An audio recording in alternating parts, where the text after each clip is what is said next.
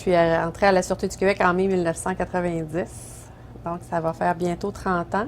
En 2004, on a, avec une équipe de policiers de la Sûreté du Québec maintenant, parce qu'il y a eu des intégrations, mais des services de police municipaux à l'époque et différents partenaires, on a mis en place un programme de prévention qui s'appelle Vous n'êtes pas seul.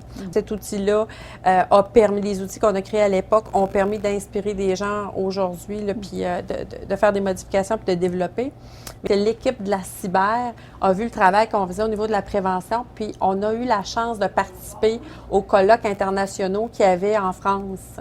Afin de me tenir informée, là, puis d'être en mesure de bien exercer ma fonction, c'est sûr qu'il faut faire comme une forme de vigie. C'est sûr que j'ai de l'information par les coordonnateurs locaux en police communautaire qui sont sur le terrain, des demandes qui viennent direct des policiers intervenant en milieu scolaire.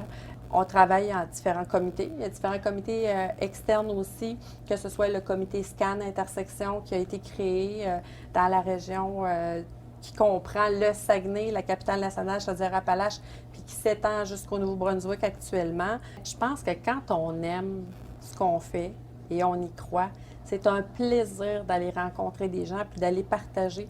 Parce que diffuser la formation stratégie proactive, on reçoit autant qu'on donne. On est là, oui, pour le contenu, pour bien livrer le contenu, que ce soit agréable pour les participants et tout ça. Mais en même temps, dans cette formation-là, les participants viennent mettre en place des idées qu'ils ont. Fait que là, ça nous nourrit, là, vraiment, vraiment. Puis on voit les réalités auxquelles ils sont confrontés. Parce que des fois, la réalité violence conjugale ou la réalité exploitation sexuelle, etc., peu importe la réalité qui est sur le terrain, apprend des fois des envergures différentes, puis des ampleurs différentes.